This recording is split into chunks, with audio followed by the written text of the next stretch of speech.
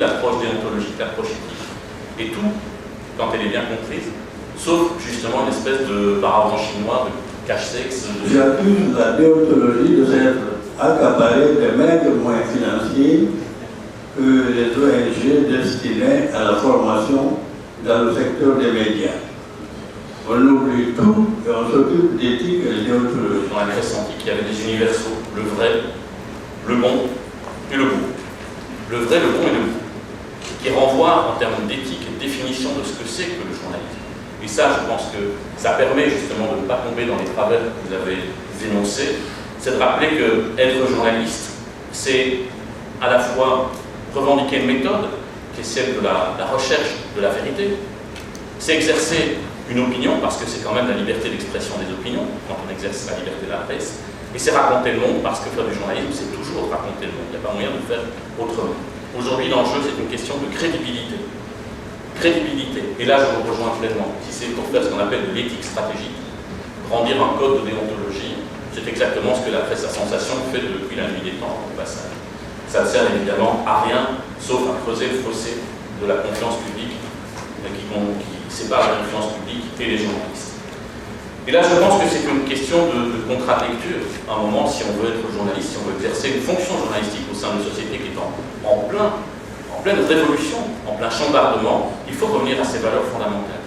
Je pense que les journalistes doivent redéfinir leur rôle, doivent s'emparer des nouvelles technologies, doivent reprendre l'information, se poser des questions de qu'est-ce qui est une plus-value d'information, qu'est-ce qui est d'intérêt public au sens littéral du terme.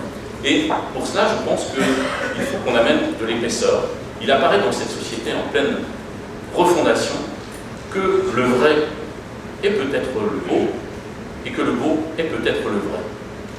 Et en l'entendant, je me demandais dans quelle mesure cette manière de voir les choses ne refonde pas franchement le journalisme, parce que le vrai n'est pas qu'une question de méthode, c'est une question de position et d'action politique, démocratique, essentielle, et que je pense que le journalisme aujourd'hui est un levier fondamental qui ne voit peut-être pas quelles armes il a en main pour répondre à ces questions dans une société en plein bouleversement. Comment faire en sorte que la déontologie ne soit pas utilisée par les pouvoirs politiques en place pour réprimer les journalistes?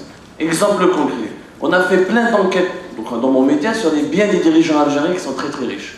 À chaque fois que je fais mon enquête, j'essaie de les contacter pour leur donner au moins le droit à la parole, pour qu'ils nous expliquent. Personne ne répond, personne ne t'accueille. Tu pars les voir dans leur bureau, tu es menacé par les agents de sécurité. Mais une fois devant la justice, le juge, tu seras condamné pour ne pas respecter la déontologie. Et comment respecter la déontologie? J'ai essayé. Non, la déontologie est la première chose utilisée par les régimes autoritaires, vous devez vraiment le savoir, pour réprimer lorsqu'on essaie de faire des enquêtes. Quand on vous poursuit en vous disant vous n'avez pas respecté la déontologie du journaliste, ce que l'on ne veut pas dire, c'est on vous poursuit parce que vous avez dit quelque chose que le pouvoir ne veut pas que vous disiez. Que vous respectiez ou pas la déontologie du journaliste au sens où je l'entends moi, ou on entend ici, le pouvoir politique qui vous accuse s'en moque.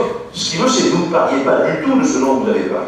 Le journaliste restera dans ses fondamentaux, dans le respect de la qualité, des principes et de la rigueur, mais il faut une adaptabilité simplement du point de vue de l'évolution des technologies. On n'écrit pas pour le web comme on écrirait pour la radio ou pour la télévision.